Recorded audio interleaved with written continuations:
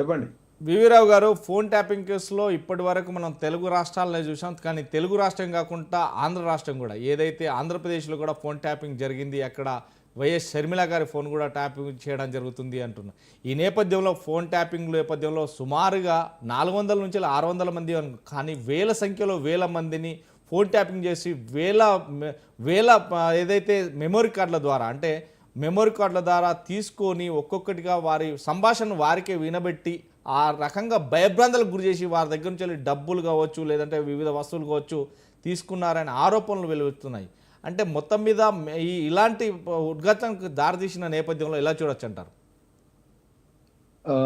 ముందుగా స్వతంత్ర టీవీ వారికి, మరి యాంకర్ గారికి, మిగతా మిత్రులందరూ కూడా ఈరోజు మనం అందరం ఆలోచించుకోవాల్సింది ఒకటండి. దిస్ ఇస్ ఇన్ఫర్మేషన్ టెక్నాలజీ ఏరా అంటారు. ఈరోజు గల్లీ నుండి అమెరికాలో ప్రపంచంలోనే అతి ఉన్నతమైనటువంటి టెక్నాలజీ సంపన్నుడైనటువంటి ఇలాన్ మాస్క్ వరకు కూడా ఒకటే మాట మాట్లాడుతా ఉన్నాం. టెక్నాలజీ అనేది ఎవరి కంట్రోల్లో లేదు. ఇట్ ఈస్ టెక్నాలజీ కొద్దిమంది కంట్రోల్లో ఉందనేటువంటి ఒక భ్రమల్లో మనం అందరం బతున్నాము. టెక్నాలజీ ఇది ఒక బ్రహ్మరాక్షసి. ఈ బ్రహ్మరాక్షసిని ఎవడు ఎట్లయినా దుర్వినియోగం చేయొచ్చు. రాజకీయ నాయకులు ఇలా దుర్వినియోగం చేస్తున్నారంటే అది అప్పుడు అపహాస్యంగా చూడాలి. ఎందుకంటే వాళ్ళు రాజకీయాలు నడుపుకునేదే దాంతోని. ఇలా అధికారంలోకి వచ్చే ప్రతి ఒక్క పార్టీ కానీ, ప్రతి ఒక్క వ్యక్తి కానీ నిజమైనటువంటి ప్రజాస్వామ్య విలువలతో ఎవరు రావట్లేదు. కాబట్టి ఈరోజు పదే పదే అధికారంలో ఎవరుంటే, ఇప్పుడు నా అనుభవం నేను చెప్తున్నాను. ఇక్కడ ప్రధానంగా నేను ఈ దేశంలో ఎలక్ట్రానిక్ ఓటింగ్ యంత్రాల పైన అతి పెద్ద ఎత్తున పోరాడినటువంటి ఒక వ్యక్తిగా మొట్టమొదటిసారి 2009లో నేను సుప్రీంకోర్టులో కేసు వేసినప్పుడు ఫస్ట్ నేను అడిగింది, నేను సుప్రీంకోర్టులో నా యొక్క కోర్టు కేసు యొక్క మూలం ఏంటంటే, డిజిటలైజేషన్ ద్వారా ఓట్లు వేయించుకుంటున్నటువంటి ఈవీఎం ట్యాంపరింగ్ గురవుతుంది. అంటే ప్రతి ఒక్క ఓటరు, ఈ దేశంలో ఉన్నటువంటి 80 కోట్ల ఓటర్ల యొక్క సంబంధించిన ఇష్యూను నేను లేవనెత్తాను 2009లో.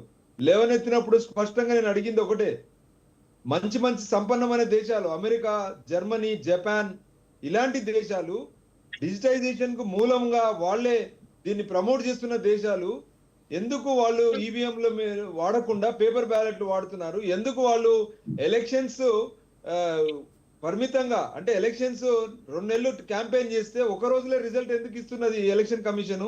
అదే అమెరికాలో 2 నెలలు రిజల్ట్స్ లెక్క పెడతారు, ఎందుకంటే అక్కడ పేపర్ లెక్క పెట్టాలి కాబట్టి.